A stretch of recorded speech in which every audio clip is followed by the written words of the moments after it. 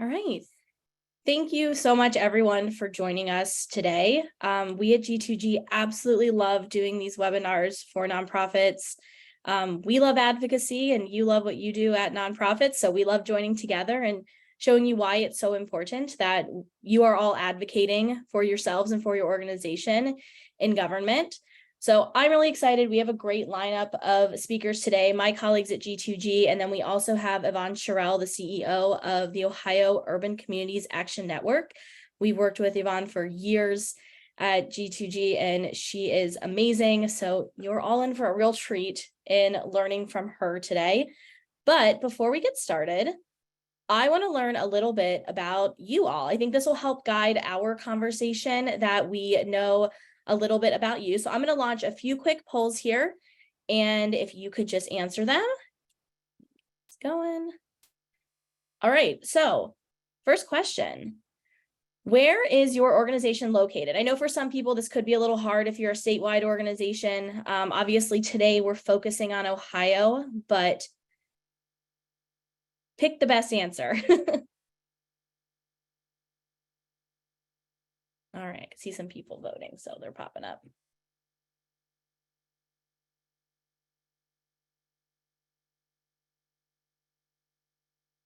All right.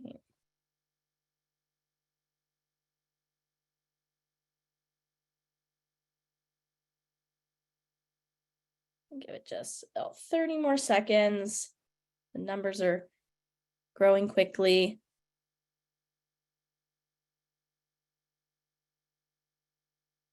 Great. All right. We're about half and half between Central Ohio and Northeast Ohio. Oh, and I think it's launching all of the questions at once, and I did not realize that. Sorry about that. But if you can see them all, other questions about what best describes your nonprofit's focus area. Again, I know this might seem like a trick question because so many of you do so many great things, but that helps us know who we're talking to and helps us give some examples here. If you've ever received government funding, this could be, local, state, federal. If you've ever done a meeting with a legislator before. And then we're going to talk about two things today, the Ohio capital budget and then the federal earmark process. So if you're interested in making an ask, let us know. If you're just interested in learning more, that's fine too. That's why we're here today. Give it a little bit more time for everyone to answer. Sorry, those all launched at once. I thought they were going to do it one by one.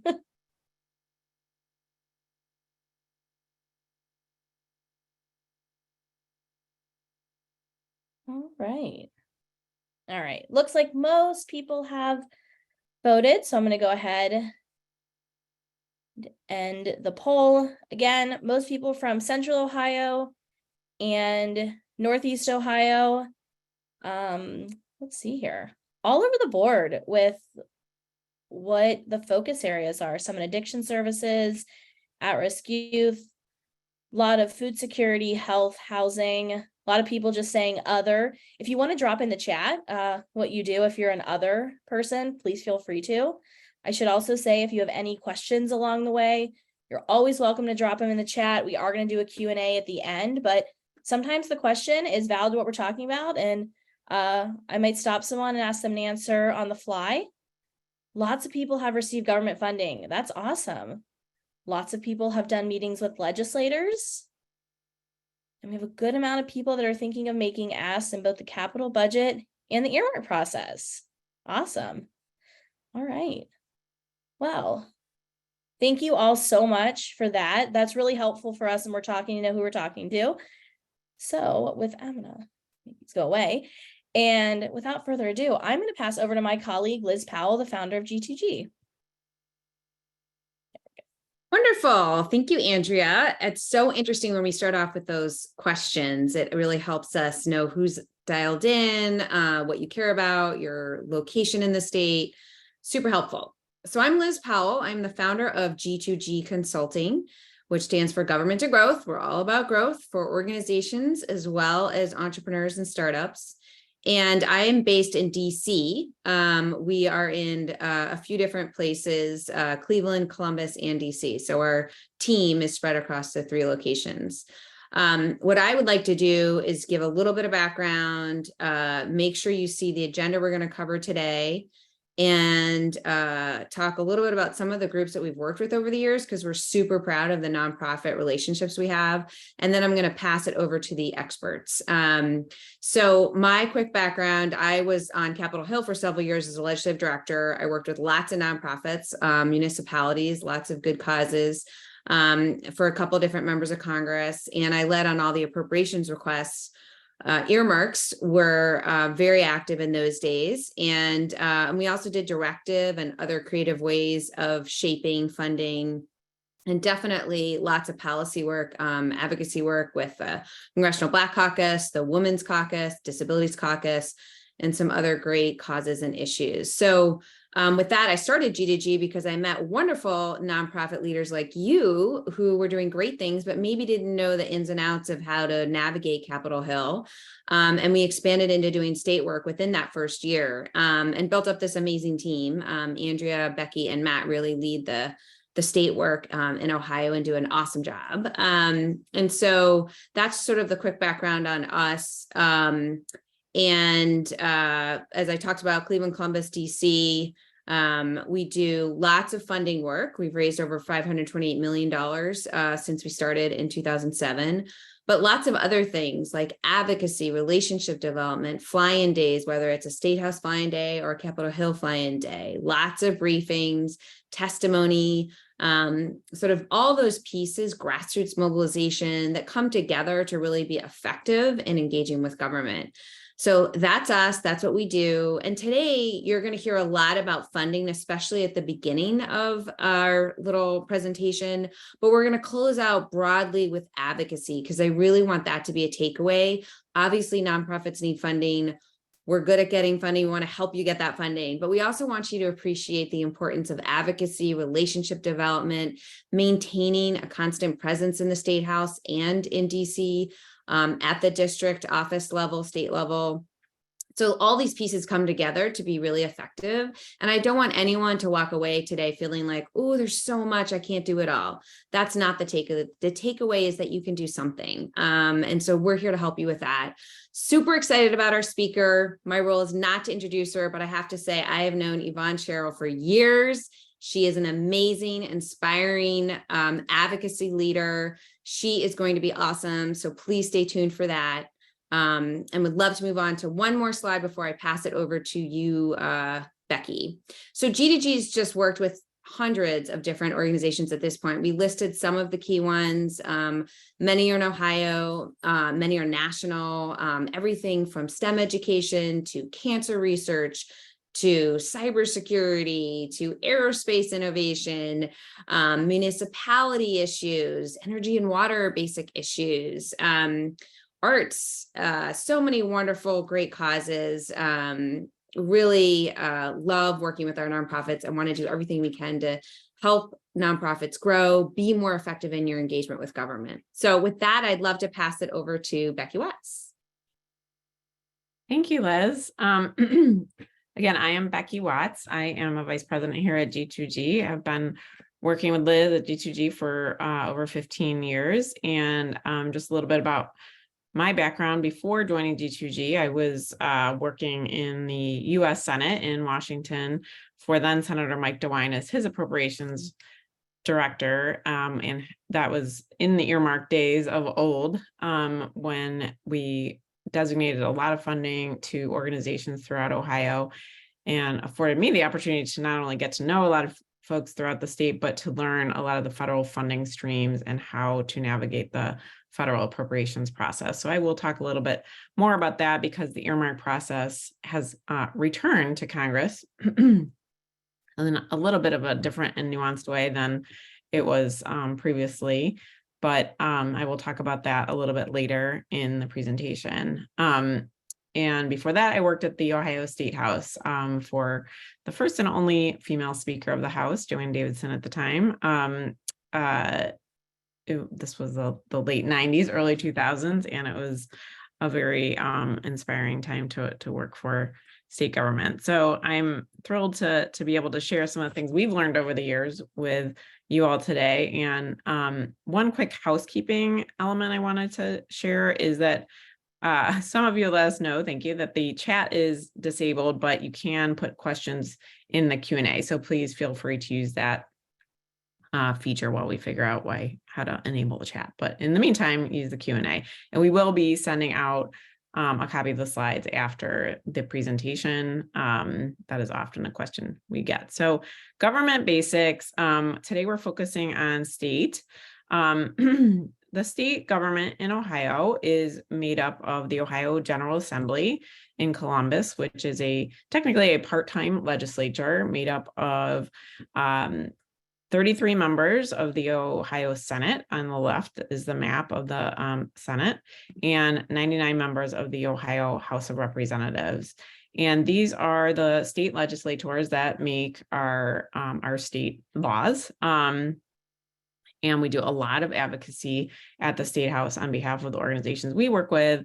And it's a very, this is a very accessible way for you to conduct your advocacy. These are folks from your hometown. They are very committed to their districts. As you can see, we have 99 members of the Ohio House of Representatives. So their districts are not enormous. So they are very much committed to working with the local organizations in their districts and, enacting policies on behalf of them. So the way our state government is currently situated with our current district maps, we have 26 members of the Republican Party in the Senate and 67 in the House. And then so they're technically a supermajority in both chambers, and then 7 Democrats in the Senate and 32 in the House. So again, that's just a consideration. With the Republican supermajority, those are definitely members that have a little bit more influence because their party is in the majority. And those are the folks that you often want to be working with in terms of committee leadership, as well as chamber leadership, as you're working to advance your projects, your programs, your advocacy efforts. Next slide, please. And so that's sort of the overview of the landscape in the state government. I'm going to be passing it over to my colleague, Matt, to talk a little bit about a major policy vehicle that will be coming forth. We just concluded at the Ohio level, the state operating budget, the main operating budget for the state of Ohio, which includes a lot of policy riders and is in place for the next 2 years. That is always considered in the odd number years. So 2023, this was the year of the main operating budget. So that is all programmatic. As we go into 2024 calendar year, we will consider the state house will consider the state capital budget. And that is an opportunity where a lot of nonprofits take advantage of requesting funding for their bricks and mortar projects. So I will pass that over to Matt to give you a little bit more detail on how that process works. Awesome. Thank you so much, Becky. I appreciate it. Hello, everybody. My name is Matt Keys. I've been at G2G for about 8 months now, but previously I worked in the Ohio House of Representatives for State Representative Laura Lanise of the Grove City area in Franklin County. And I was able to go through a capital budget process with her last year. So it's really exciting for me to jump on here and give you a little bit of insight into what I know, having just been a previous aide. So what is the capital budget?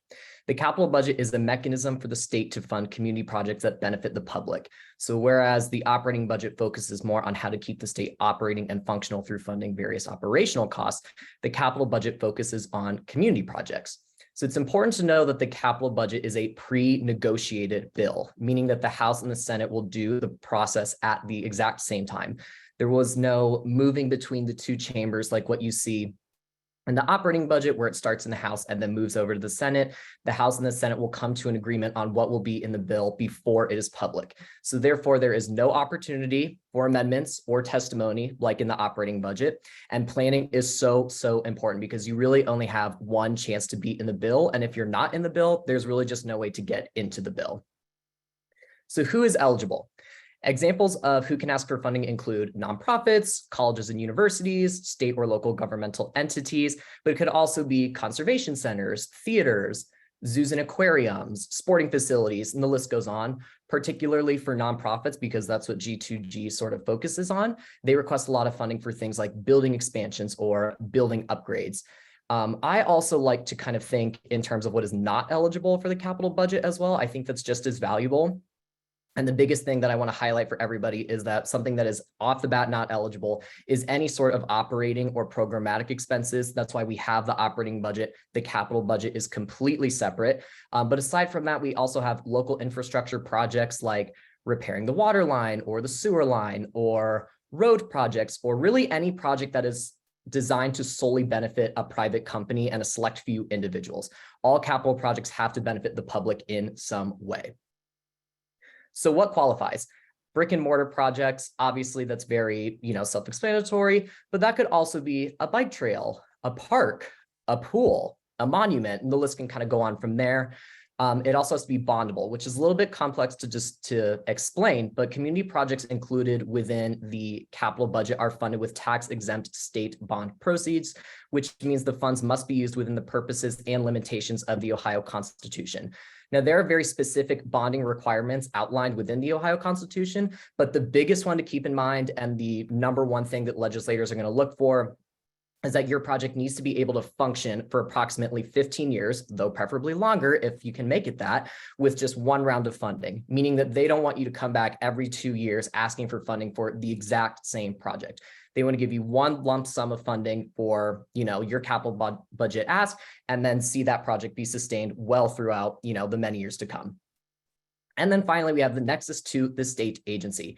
Every project must be connected to a state agency or public use university in Ohio, meaning you must work with the government agency or public university that best fits your ask and build that relationship with your request. So an example of that would be if your organization wants to build a wildlife education center, then it would be beneficial to go and partner with the Ohio Department of Natural Resources or a public university that could help to facilitate that matter. And the reason why you have to do this and why there is a nexus is because the funds that you would receive if you were successful with your capital budget ask do not go directly to your organization. They go to the state agency or university that your organization works through. And then that state agency or university will then funnel the money to your organization to help fund the project that you were granted the funds for. So how can you request funding? I always like to start off with how much funding can you request. I like to start off with how you can apply for funding. So you start out by reaching out to your state legislator's office to obtain the capital budget form. Forms may look slightly different depending on what office you reach out to, but they will all have essentially the same questions like, what is the name of your project? Can you provide a description of your project? What do you intend to use state funds for? Where is the location of your project? Who owns the facility? How much you're projecting is going to be the total cost of your project? And just general questions like that you'll fill out. Generally, as far as how much you can request, it's between the 10,000 to 5 million range. Though I will say for a nonprofit, it's pretty rare to ever see a nonprofit go over a $1 million capital budget ask, regardless of the project size.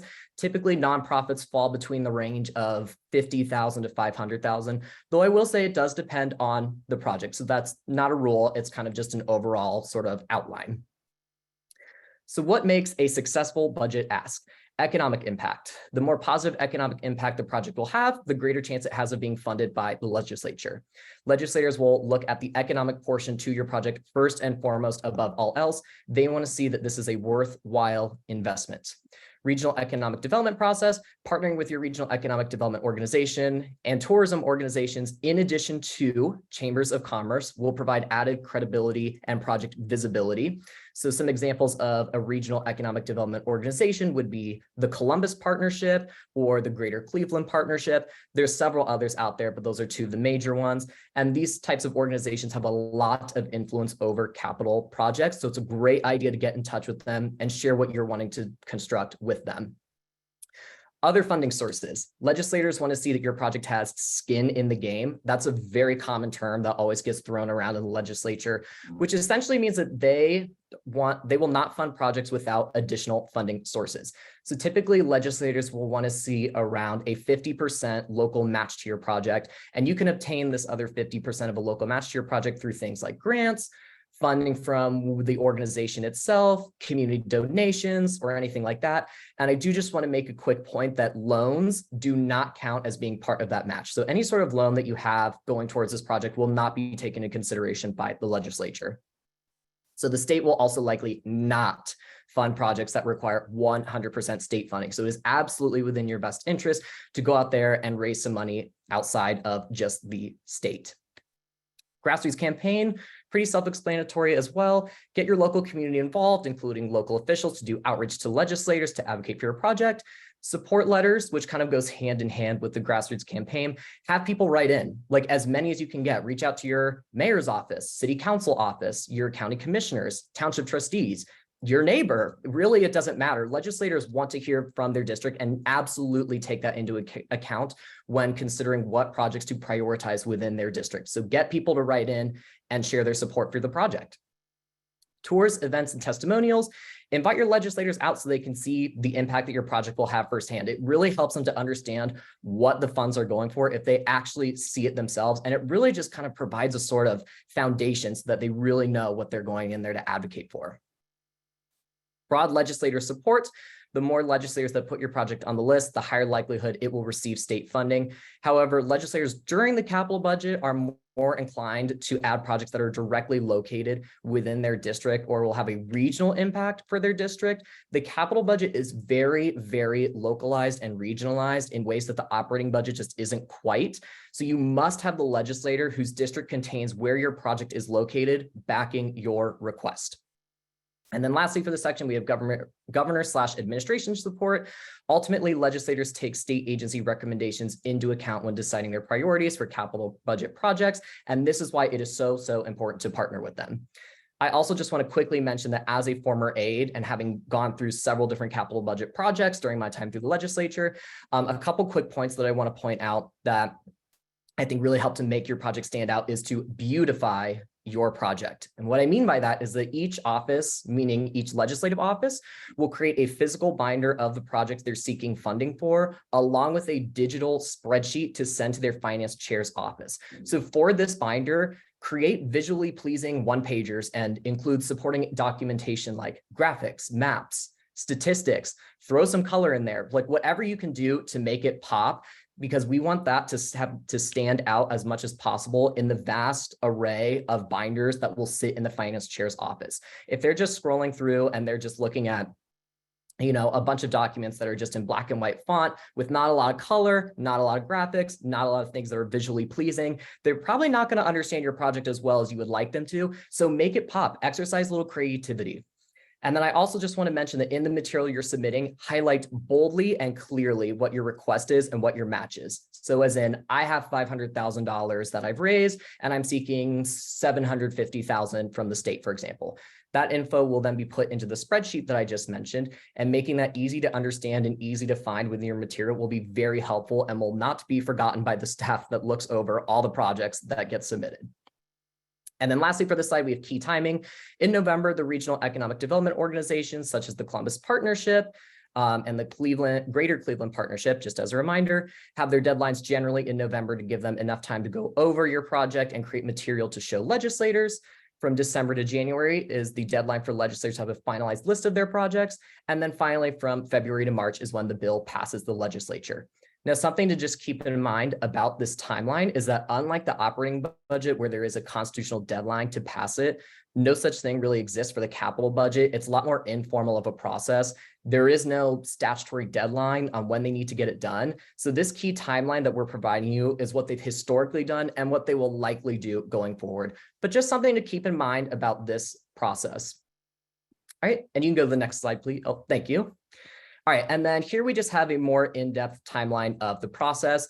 I want to stress just one more time that planning is so, so key for your capital budget process. Now is the time to start doing outreach and planning. Now is the time to contact that state agency or public university to partner with them. Now is the time to work with your regional economic development organization. Now is the time to gather that data and statistics. Get that hard work done now so that you're prepared going forward, because remember, you only have one chance to be in the bill. Now, I know Andrea just left a chat down there about us sending this out afterwards. I was going to mention, I won't read over this slide word for word, but we will send these out afterwards so that you can have this going forward to reference during your capital budget request. Thank you. And of course, how can we forget about the state operating budget, of course? Now, I know we're a little ways out from the next operating budget, but stay in touch with your legislators. Do not wait until you need something to get in contact with them, especially when it comes to asking for state funds. Building those relationships with legislators throughout the year is absolutely crucial whenever you are going into them and asking them for any funding of any kind. So invite them out for a tour, invite them to an event that you're hosting, or even just, send them an email and let them know about the good work that you're doing and what you're planning on working on in the future.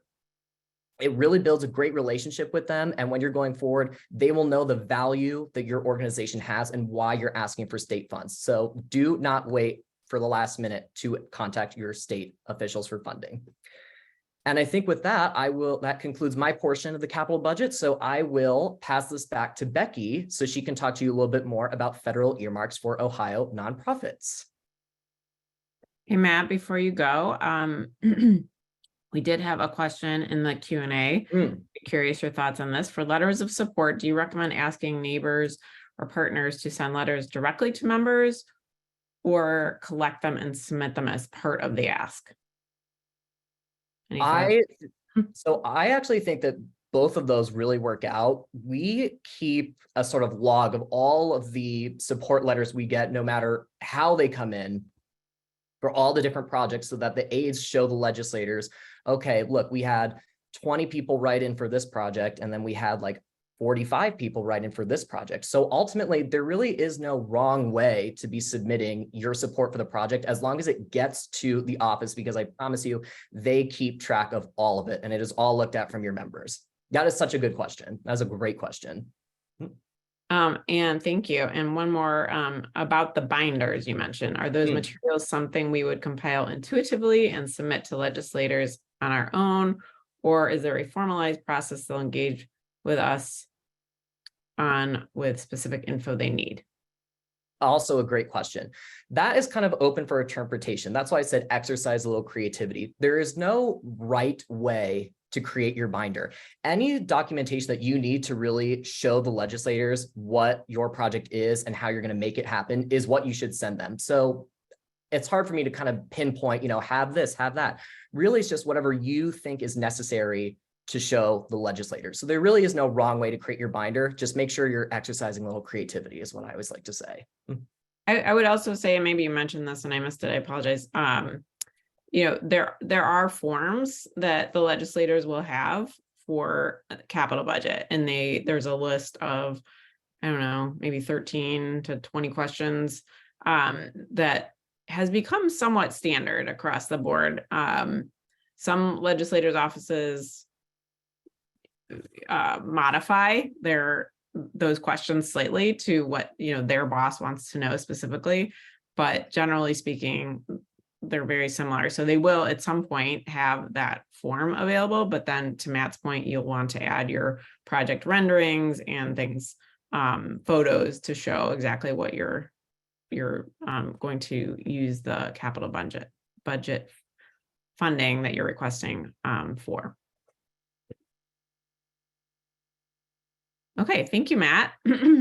Appreciate it. And just moving back into another source of funding that you can advocate for nonprofits through the government process is at the federal level. And so this is very different from the state process that Matt just covered, but this is a federal earmarks for Ohio nonprofits. And again, this is a process that was banned for about a decade or so by Congress, but has been back in place we're now, I think, in the third cycle. And this it happens annually. So Congress is in the middle of advancing appropriations bills that fund the federal government for fiscal year 24, which will technically start October 1. So this process is already underway. If you haven't engaged in that, it's sort of too late to request a project there, but you can start considering your advocacy plan for FY25 and reaching out to your members of Congress now, which again is very advisable to make sure you're developing those relationships if you're planning to submit a request. This slide represents an overview of the process of sort of the federal budget. At the top, you see the White House. Every February, the White House submits their budget to Congress. It's really a high-level statement about the way that the White House would like to see and the administration would like to see the federal government funded. The Senate Budget and House Budget Committees, the next box down there, then establish a budget resolution, which includes the top line numbers through which they'll fund the government. Sometimes that happens, sometimes it doesn't. It's a little bit more of a statement again about how Congress wants to see the federal budget numbers kind of play out. Then the third box down there that you see, Senate Appropriations Committee and House Appropriations subcommittees, that's where the real meat of the work happens. And that is where you will be working with your member of Congress to submit an appropriations earmark request. And in this earmark process that has returned, there are two different names for the process. In the U.S. House of Representatives, they're called Community Project Funding, or CPFs. And in the U.S. Senate, they're called Congressionally Directed Spending, or CDS. Members of the House of Representatives at the federal level have the last few years had a limit on the number of projects they are allowed to advance to the Appropriations Committee. Every single member of Congress in the House is allowed to advance those projects, and the limit is around 10 to 15. This year it was 15 projects per member of Congress. Again, these are projects across the spectrum in terms of eligibility and viability, and each account has different limitations. So there are 12 appropriations bills that fund the varying federal agencies, and they all have different limitations or different criteria. Your member of Congress's office can share with you what those criteria are. In the Senate, it's the same criteria, same accounts for the most part, but senators do not have a limitation. They can submit they can advance to the Appropriations Committee as many projects as they like.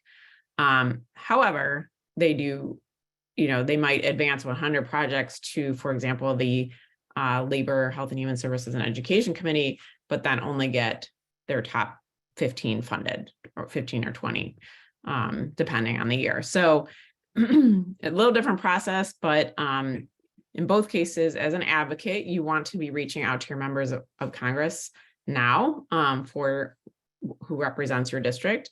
They all have district offices, either in directly in your city or nearby that you can reach out to.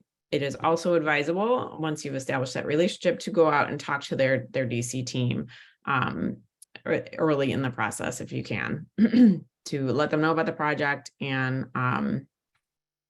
seek their support. Next slide, please. So who is eligible and what types of projects? Again, nonprofits are eligible. For-profits are definitely not anymore. Colleges, universities, municipalities, state and local government entities, all eligible for the federal earmark process. These are what qualifies. These are one-year funding requests. Some of the accounts do have matching dollar requirements. Again, this is criteria that you should talk to your member of Congress office about to determine where you might fit and if there are matching requirements. In most cases, even if there are not matching requirements, it is somewhat like the capital budget that Matt just described, in that it's very helpful to come to Congress with funding sources already in place, so that you're not asking Congress to fund your entire project. Again, what qualifies programming, equipment, or construction? So unlike the state, which splits up, programming versus capital into two different budgets, in the federal budget, there are varied accounts and programs that can fund programming, and some that can fund equipment, and some that can fund construction dollars. So again, it varies across the 12 appropriations bills. So you'll want to talk to your member of Congress to learn more about that. How much funding? Again, it depends on the account, but it can be anywhere. We've seen earmarks in the ranges from 50,000 to 3 million, even higher than that in some cases, for larger scale projects and larger scale nonprofits. What makes a successful budget ask?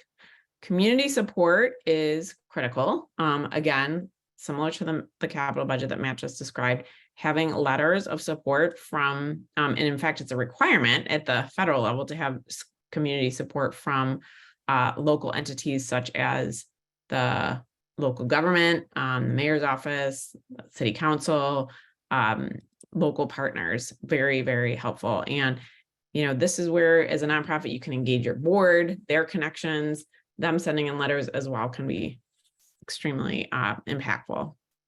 Alignment with the members' priorities. So this is where your advocacy work can really pay off in understanding, does your member of Congress have a focus on, for example, diversity in STEM education? If that is a focus, and then that's what you're working on, that's a beautiful alignment. Is your member of Congress very focused on infrastructure improvements throughout the community, and you have a sewer related project, then again, that could be a beautiful match. If your project doesn't, it may be worthwhile considering, passing on submitting through your congressional office, or just submitting to the Senate, or talking it through with them and seeing if you can reframe your project. And then key timing, February to March is usually when the member deadlines are for you to submit your project. So again, between now and the end of the year is a great time to just have those conversations, develop that relationship, make sure they understand what you're working on. May through November, sometimes December, is when the committee action is happening at the federal level. You want to continue that drumbeat of communication with your congressional offices. And then typically, Congress marks up and finalizes their bills by December, even though the fiscal year has already started. And that's when you start hearing about in the news about government shutdowns and all those types of things. But so typically by the end of the calendar year, the process is wrapped up. Here's just some examples, some case studies of things that we at G2G have worked on behalf of some of the clients in Ohio that have been, wonderful to work with. And really, these are over the past 3 years, for example, and these are, again, in the varying appropriations bills, so different accounts. So Cleveland Peacemakers Alliance, this was a violence prevention program. We were able to go through, it's called the Commerce Justice Science Bill, within the justice account for this type of programming, $500,000. That was a programmatic request. Pass Foundation had an equity in the STEM workforce related request. This was a Central Ohio focused project that was in the Labor, Health and Human Services Education Bill a couple of years ago. City of Shaker Heights sewer project, again, Northeast Ohio, 1.6 million. Again, another bill, Interior, the Department of Interior has the sewer and water projects. Jennings Center for Older Adults, this was a healthcare equipment related request. So again, the labor HHS bill, which you'll often hear that term thrown around, labor HHS. Construction project for a STEM center for Girl Scouts. that's pending currently in Congress. That's in the HUD Economic Development Initiative account, where there is funding available for construction. And Communities and Schools of Ohio, this is a crime prevention youth re-engagement program, again, in the Justice Department. So as you can see, there's a lot of different accounts and programs that you can request, and you just have to work again with your member of Congress to access those dollars. I'm passing it over to Andrea. Thank you. Thanks, Becky. So we have a lot of great information that you've learned. And now what I think is going to be the best part is talking to the amazing Yvonne Sherrill. Before I start, my name is Andrea Harless. I am the Director of Government Affairs, and I lead the Columbus office for G2G. Before joining G2G, I worked at the Ohio Statehouse. I worked in the Ohio Senate for then Senator Capri Cafaro. I also worked at Franklin County Public Health for a little while before joining G2G almost 6 years ago now, and has been an amazing experience to connect what I learned in the State House with all the great work that we do at G2G with all these great nonprofits, with people kind of like Yvonne. I'm going to do this so we can see her. There we go. So I'm going to give a quick background about her, but when I was trying to find information, oh my goodness, you have done everything. So I'm just going to do a little bit here. So Yvonne has a 25+ year career in the nonprofit sector. Her journey with the community actions agencies began when she was a young single mother, and her son attended a Head Start program in Cleveland in 1993. 8 years later, she became the parent involvement coordinator, and now she is the CEO of the Ohio Urban Communities Action Network.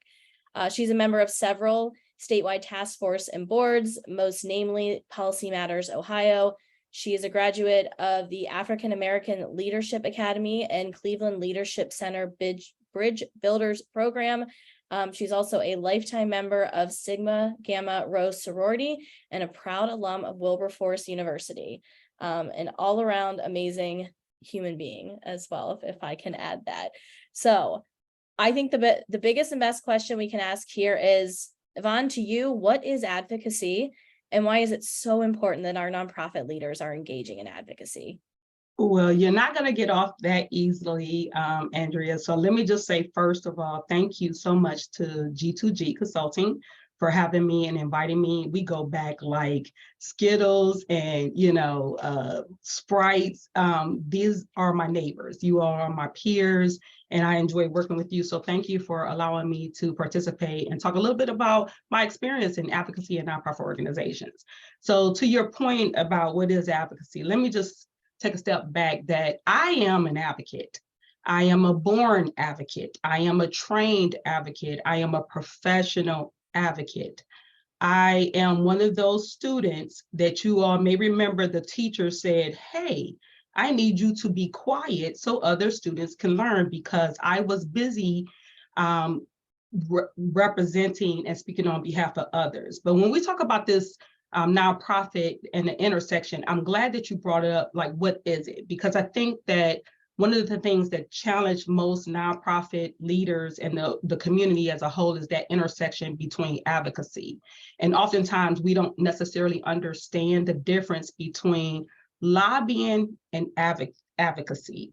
Lobbying, just for edification, is the intent of influential groups or specialized groups to influence a certain or specific legislation. It could be on the local, state, or federal level. Just like right now, we are having a lot of conversation around issue 1. And so some of us may have seen certain lobbying groups who are participating either for or against the issue. Whereas advocacy is about information and education. And this is where nonprofit organizations soar. We know best what's happening, not on the front lines, but behind the scenes in terms of providing for our residents, our neighbors, and our constituents. And so the same way we use issue 1 as an example of lobbying, issue 1 is also an example of advocacy and an example of information and sharing education. There are many nonprofit organizations who are participating in educating members on a cause or an issue. That is the difference between lobbying and advocacy. And so nonprofits absolutely can engage in both. The difference between lobbying is you want to make sure that you are covered, that you speak with your legal advisors. As a member of the Community Action Network, which is 1,000 members across the country, we rely on the Community Action Program law legal services for our distinction between lobbying and advocacy and what we can participate in the areas that we need to kind of shy away from. But I think that distinction is important, Andrea, because you want to make sure that not only your leaders, but your members understand how we can engage policymakers, legislators, the public in advocating for causes and issues that are very, very important to the people we serve. I also wanted to say one quick thing about what people might be interested in knowing is that one of the historical nonprofit organizations that first engaged in any formalized advocacy was the Salvation Army back in the 1800s. And their purpose was that they wanted to help their family man. And of course, over the years, that concept of advocacy and supporting your fellow man has evolved into cyber advocacy. We have so many other outlets in which that we can participate. But advocacy in nonprofit organizations is vitally important. Liz said earlier that sometimes it's not necessarily about the direct dollars, but about the relationships and being able to influence certain policies or practices or more resources and funding for the organizations that we work for the people that we serve, and making sure that Ohioans get the best quality of life through our advocacy efforts.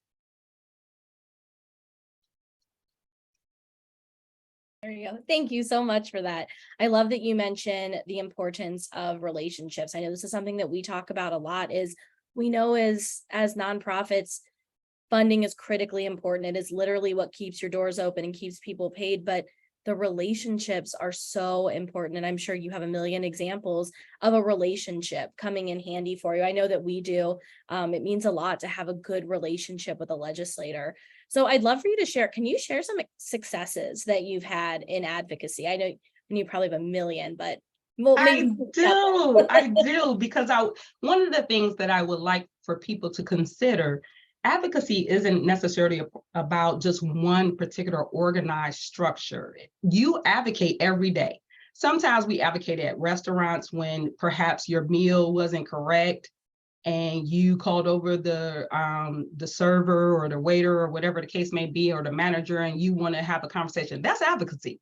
When you are at your child's school and you want to see more recycling bins or whatever the case may be, that's advocacy. So I just want to make sure that we're not boxing in advocacy efforts because they are large. But because Andrea asked me a very, very awesome question, I do want to point out one particular outstanding advocacy success, particularly working in a relationship with a legislator. So in perhaps 2007, I had the fortunate opportunity, I was working with Voices for Our Children, and we were participating on a number of juvenile justice legislations and bills. And at that time, former Representative Tracy Maxwell Hurd was in leadership, and she was a champion on behalf of juvenile justice. It was a very, very controversial time.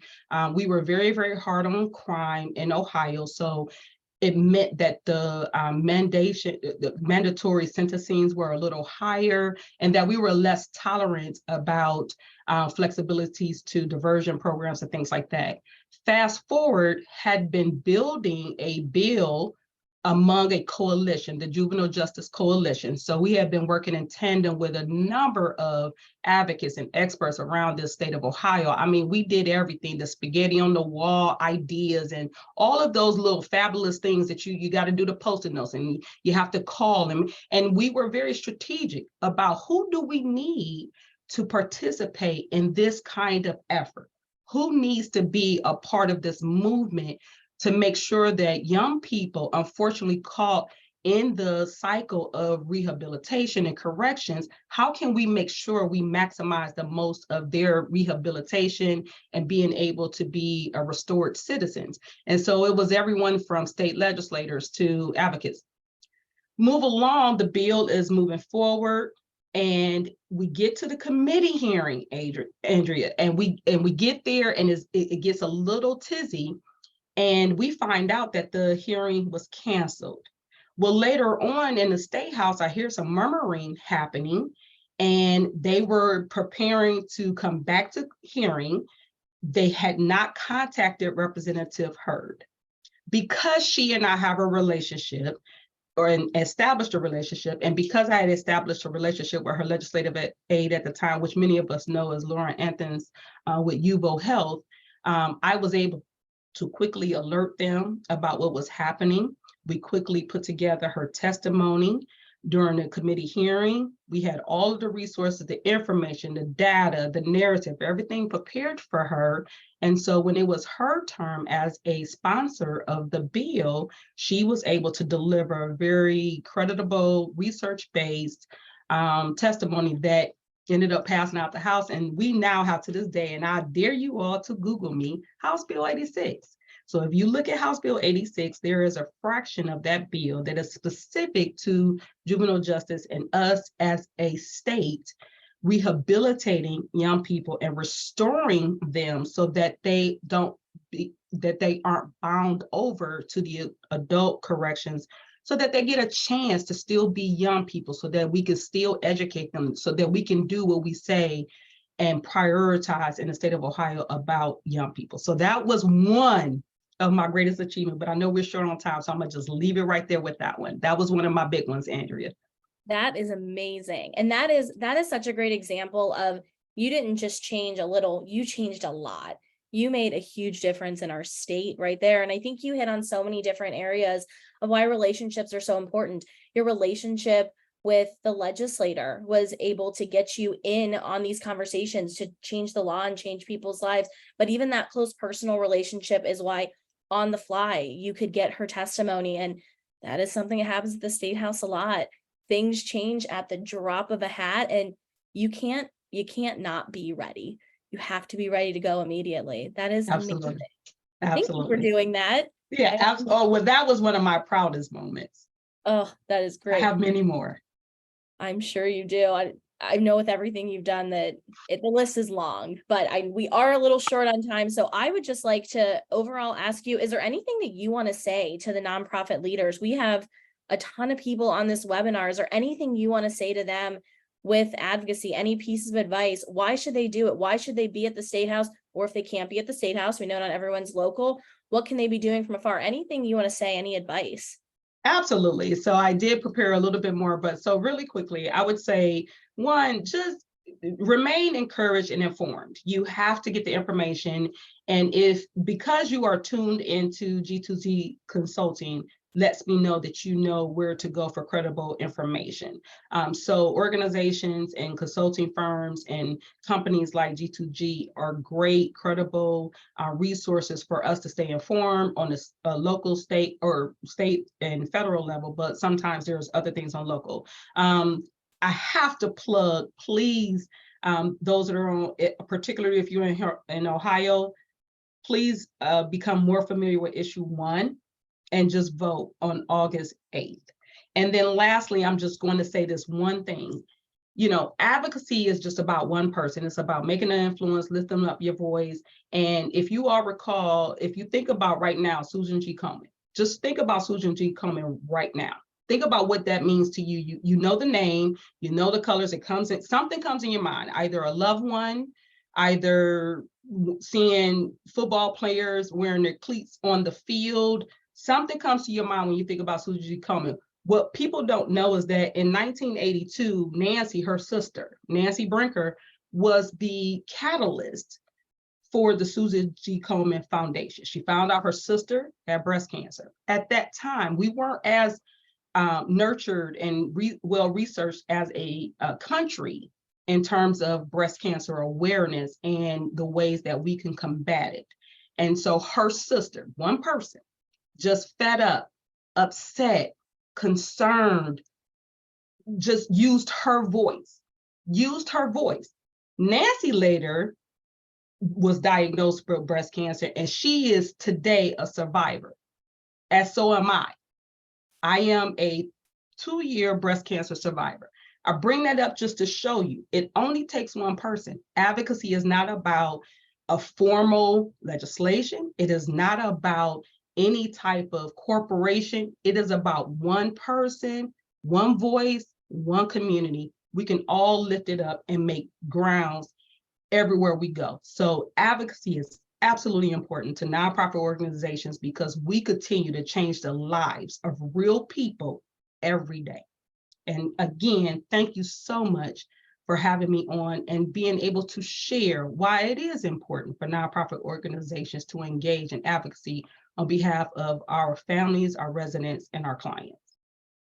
Thank you so much for sharing your personal story. That's a great thing to end on.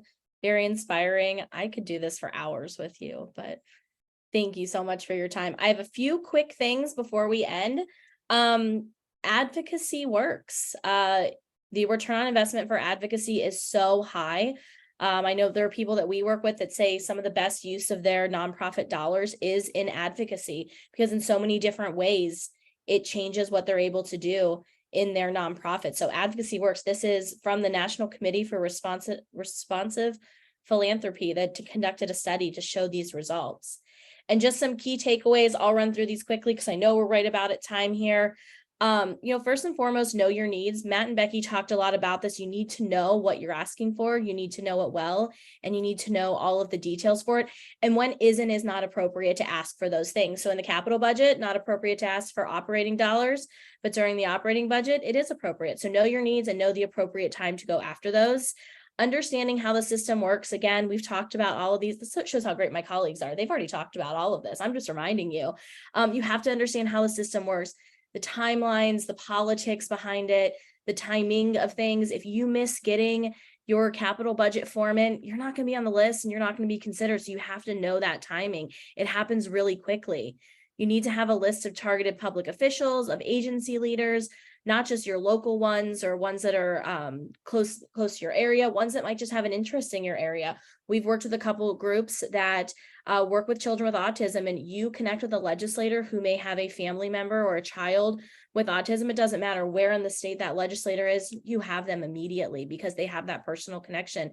So in developing a list of your public officials, be thinking of that too. Be thinking of who might have an interest in that area. Strategic messaging is super important. Communications, white papers, policy proposals, media, social media, action alerts. You want to make sure your message is the same across the board. One thing that I always say is if a group of legislators are to sit down at a table together and one person mentions your nonprofit, I want the whole table of legislators to say, yep, I know exactly who they are. And I want them to all have the same message. I want them to all know the same thing to show that you know what you're asking for and that you are serious about it. Build relationships and nourish them. I mean, Yvonne, I can't put any better than she did. Having relationships is so important for so many different ways. If you need something from a legislator, whether it's a policy change, whether it's funding, whether it's just having someone come in and speak at an event, I can't even explain how many times I've seen a legislator come in and speak at an event and seen kids' faces light up at how cool that, it's cool when you're 14 to have a legislator come there. So that is important as well. Knowing the process for legislation, rulemaking, hearings, of course, that's something we always help with, but it is important, that process. Inviting public officials and staff to tours, to events. There is nothing like getting a legislator in your building and really showing them what you do. You can talk about it all day, but man, they show up in your building and they see the people you serve. They talk to your staff. They see everything in action. They see something that you're asking for that doesn't look great, especially for capital budget requests. If you can point to them and say, hey, this is what I need money for. This doesn't look great. We need to make it better. That's real life. And that's okay. Getting them in a building, so crucial to your ask. Engaging your community, grassroots support is always so crucial to this. Legislators will say it is so good to have a CEO come in and tell me about the organization and tell me what they need, but you also get paid to do that. But you get your community, you get the people you serve, you get your board members in there. It means a whole different thing. Persistent, succinct, clear, always across the board should be all of those things. Persistence is a good thing. Sometimes you have to bug people a little bit to get what you want, but that shows that you mean it. Follow up and stay in touch. Always follow up with them after, not just when you need something, and always be aware of politics. I'm sure anyone could know that for a number of reasons, but being aware of politics is super important for many different reasons. We do have a part 2 on this on September 7th. We have some of our DC team of G2G that are going to do something similar, but talking about how to advocate at the federal level, which is a little different than Ohio. And I'd love for you to join us for that. We will send an email out with all these slides as well as a recording, and I'll make sure we include the registration link for the next series in there, or next part of this, I should say. And here's our information. I know Liz dropped all of our emails in the chat. So if you want to email any of us, if we didn't get to your question, please let us know. If you want to talk about anything, let us know. And last but not least, I would not be a good Ohioan or a good person working around government if I didn't remind all Ohioans to vote on August 8th. August elections seem odd. Don't forget, please vote. You can vote early. Check your Board of Elections. You're able to do it now in most places. And that is it. Thank you all so much for joining us. I appreciate your time.